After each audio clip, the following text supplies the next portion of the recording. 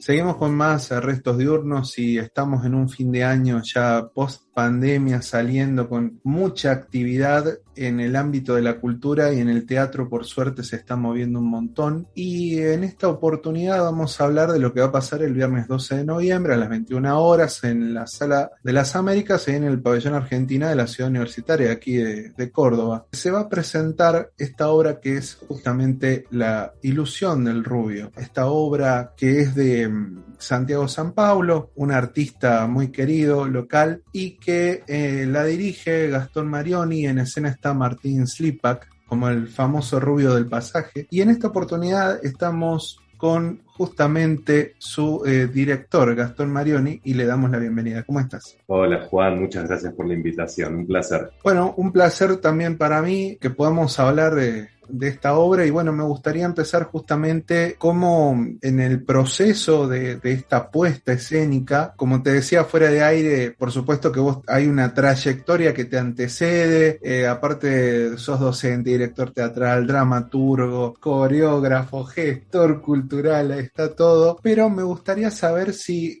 cuando se plantea una idiosincrasia local y no universal, si se quiere, ¿cómo hiciste para trabajar con eso? ¿Qué herramientas hay? ¿Cómo lo llevas a cabo? Mira Juan, La Ilusión del Rubio, primero para compartir con tus oyentes, es un proyecto que nace el año pasado, a fines del año pasado, en el marco del proyecto Nuestro Teatro, que fue un proyecto del Teatro Nacional Cervantes, en donde en medio de la desazón que vivimos en plena pandemia con los teatros cerrados, por suerte el Teatro Nacional Cervantes lleva adelante la puesta en escena filmada bajo protocolo de 24 textos de autores argentinos, para los cuales se convocaron a 24 directores y directoras y a su vez actores muy prestigiosos. Tuve la suerte de ser convocado como uno de esos directores. Recuerdo que la dirección del Teatro Nacional Cervantes me mandó un mail consultándome si estaba dispuesto a leer un material para saber mi opinión y en caso que me gustara seguir hablando. Te confieso, Juan, que cuando me llegó ese material, leí este texto de Santiago San Paulo, a quien no conocía, tampoco el material, por supuesto, porque era inédito hasta ese momento, y sufrí una gran conmoción, con lo que significa conmoverse, correrme del lugar. Yo, por supuesto, no soy cordobés, soy platense, nacido en la ciudad de La Plata, vivo un poco en Capital y otro poco acá en la ciudad de La Plata, donde desarrollo mi actividad. No conocía el caso de La Ilusión del Rubio, sí lo tenía en mi oreja de hace años atrás, y es más, hasta se me confundió con Facundo Astudillo, digo, se me confundían los Facundos, con lo cual, digo, más allá de la cuestión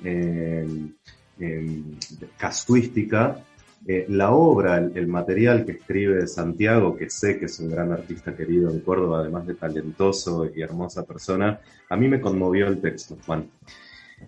Por supuesto que dije que sí, que yo quería hacerme cargo de ese material, y lo primero que tuve que hacer, Juan, es ponerme a investigar, a estudiar, a rastrear el caso. Y por supuesto que pedí como condición que me pasaran el contacto primero de Santiago para hablar con él, y luego de Viviana, de la mamá de Facundo, porque yo necesitaba hacer un rastrillaje. Ahora sí entro a tu pregunta.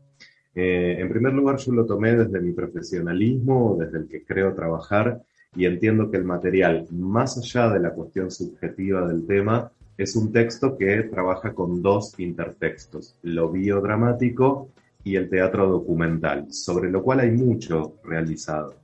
Así que, sin ser experto en la materia, por supuesto me puse también a investigar sobre los procedimientos que trabaja el biodrama y el teatro documental. En función a eso, abracé la propuesta.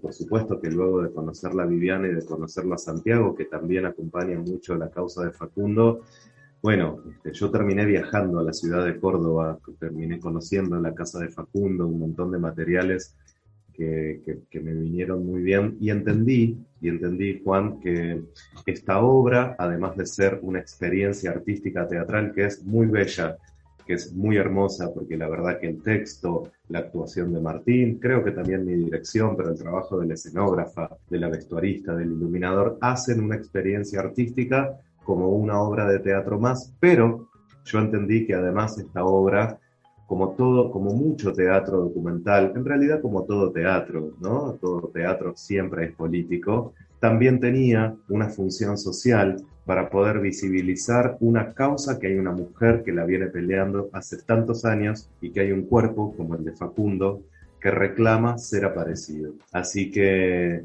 lo entendí como un proyecto que decía en múltiples planos, en el plano artístico, en el plano social, en el plano político, en el plano familiar de todo el grupo que por suerte mantiene viva la memoria de esta causa. Así que un poco así, Juan, entendí este proyecto y con el corazón latiendo en todas estas capas, traté de poner mi mejor laburo. ¿Cómo llega la convocatoria de Martín Slipak a este proyecto? ¿Es como parte acá lo digo desde la ignorancia, ¿no? Si él es parte del elenco del Cervantes o viene de afuera, viene por otro lado, ¿cómo fue eso? Está buenísima tu pregunta porque además das en el punto de una de las cuestiones más conflictivas, no complicadas, conflictivas felizmente, luego de haber leído el texto, entonces ahí sí me pongo en contacto con el Teatro Nacional Cervantes, la pregunta fue, bueno, ¿quién puede interpretar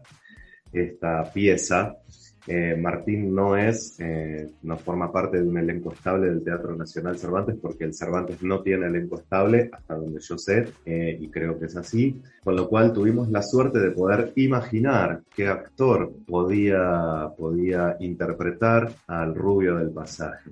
Digo, y es complicado era complicado porque había que dar con un actor que diera con un perfil, y siempre la cuestión, yo amo Córdoba profundamente, estoy muy vinculado a Córdoba por cuestiones personales y yo reconozco históricamente que cuando se pone a un cordobés en escena, generalmente se lo ha parodiado al cordobés, ¿no? Por gracioso, por el Fernet o por tantas otras cosas, y lejos de esa cuestión estaba esta propuesta, al menos como yo la concebía. Además de eso, poder encontrar un actor que entendiera sensiblemente, al menos como yo estaba entendiendo la propuesta, y que pudiera entender esto que antes te contaba, y que pudiera dar con el physique du rol de un pibe que fue desaparecido a sus 19 años de edad. Se abarajaron algunos nombres y felizmente Martín aceptó, fue uno de los convocados, a quien se le pasó el texto y tras un par de charlas conmigo y con el teatro, terminó aceptando, y fue hermoso que Martín aceptara hacer este personaje porque creo que era el indicado. Me parece que la escritura de Santiago tenía previsto en el futuro que Martín dijera que sí, porque la verdad que lo que hace Martín es hermoso y porque él, creo que tanto como yo y más aún, porque él pone el cuerpo, le presta su cuerpo al cuerpo desaparecido de Facundo, lo ha hecho de una manera responsable, ética y artísticamente maravilloso. Sí, en eso estamos de acuerdo. Yo tenía esa cuestión, la que vos marcaste al principio, que es clave, que es lo que sucede cuando alguien, por ejemplo, con un acento que no tiene nada que ver, intenta emular, que encima está lejos de que le salga, y automáticamente uno que hace pierde credibilidad, le pierde la atención, toda esta cuestión. Y me pareció interesante la postura que se toma desde el principio, que es la que cuenta y la que narra, digamos, fuera de personaje el propio Martín antes de empezar. Y la verdad que eso me pareció clave e importante para destacar, porque eso hace que inevitablemente que sea una historia tan, en este caso, tan local de la ciudad de Córdoba o de Córdoba en sí, que sea tratada, como bien dijiste, con el respeto de todos, ¿no? Del equipo de trabajo propiamente. ¿Te imaginas, Juan, que eso no forma parte del texto original? Eso fue gracias a la amabilidad de Santiago y a su confianza en mi trabajo, que, como decimos en nuestro métier, metimos manos en el texto, por supuesto con su autorización y con su supervisación, porque creíamos que era necesario que se diga en escena, es decir, mostrar la maquinaria teatral, que además la obra tiene mucho de esto, de iniciar, como vos bien has visto en la apertura de la obra, este procedimiento que nosotros decidimos usar, en donde lejos de querer imitar, falsear cualquier cosa que pudiera llegar a despegar la credibilidad o la empatía con respecto a lo que sucede luego de esa de esa presentación. Contame cómo fue, digamos, cuál fue la duración de este proceso, si fue así como en tiempo, digamos, lo normal que puede llevar una obra de teatro, o fueron tiempos más acotados, pero a la vez pueden haber sido, no sé si la palabra es correcta, pero más relajados, o a la vez como el entusiasmo hace que todo vaya sobre ruedas. Contame esa parte. Mira, Juan, este proyecto llega en octubre, septiembre del año pasado. Estábamos en plena cuarentena, en plena angustia, ni que hablar los que hacemos teatro que nos habían quitado esa posibilidad. Nos habían, este maldito bicho que nos tuvo en vilo ya casi hace 2 años, con lo cual, respecto a tiempos y modalidades, para mí fue todo nuevo, porque la obra se ensayó por Zoom. Jamás en mi vida había ensayado por Zoom. Yo ni sabía lo que significaba la palabra Zoom, imagínate. Así que fue todo un aprender con y para la obra. El montaje inicial se hizo con muchos ensayos por Zoom y finalmente ya en el mes de noviembre, que la cosa se empezaba a abrir con tantos protocolos que estamos empachados de protocolo, un protocolo hiper estricto en aquel momento, hace ya un año, mira, justamente de eso, con estrictísimos protocolos.